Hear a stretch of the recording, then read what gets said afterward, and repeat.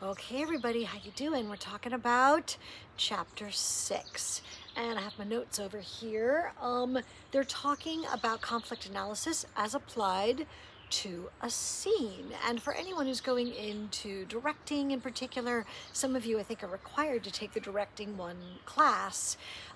We break down our stuff into units of scenes in those classes, and we treat them like a tiny little play. So this, I think, is a really helpful chapter for anyone who acts or directs or does anything like that, because you can kind of break it down. So they discuss what a scene is. Some plays will tell you, some plays won't tell you, and you'll have to make decisions about that for yourself.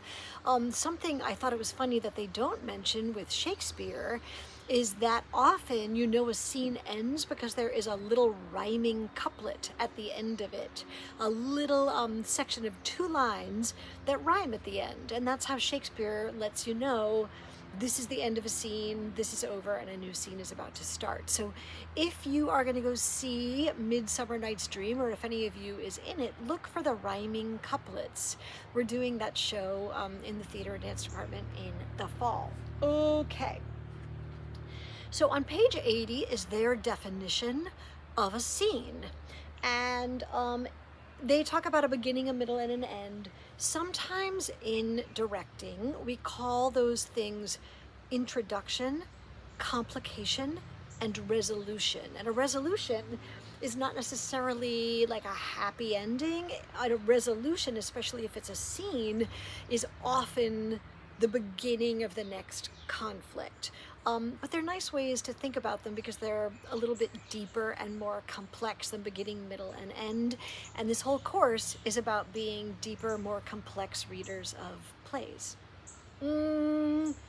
On page 81, they talk about the MDQ, and that is one of the most important takeaways of the course, the main dramatic question. Sometimes in directing we call it the central dramatic action or the central dramatic question. I thought it was interesting. On page 82, they talk about how a scene's protagonist might be different from a play's protagonist. We can see that in Glass Menagerie, right? Where Jim, who is the gentleman caller, is really driving the action for the scene he's in with Laura, but he's only in one little section of the play. So he's a protagonist, I think, for the scene that he's in, but certainly not for the whole play. Okay, so they say on page 84 to notice how conflict grows out of mutually opposing motives. So in that really cool scene where Amanda comes home and confronts Laura about dropping out of the secretarial school, we could say Amanda wants change, but Laura wants stasis. She wants everything to stay the same. And that's a really good way of putting these two things, these wants from these characters, and showing how they come in conflict, because those can't both happen. On page 84, they talk about units and beats. And again, for anyone who's a theater major, those are really important for us. Thinking about breaking down the whole play into scenes, and then a scene into a unit, and then a unit into different beats. Sometimes I talk about pointillism in my acting classes, and that is the kind of art where they make a whole big picture out of a whole bunch of little tiny dots. That is much like a play. You could really say the whole thing is made out of 1,000 different beats. Okay. Great.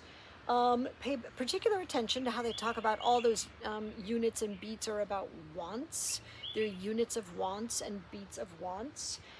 Also, please notice on page 85 they use the word action to mean want or objective, not physical activity. So I want you to learn script analysis.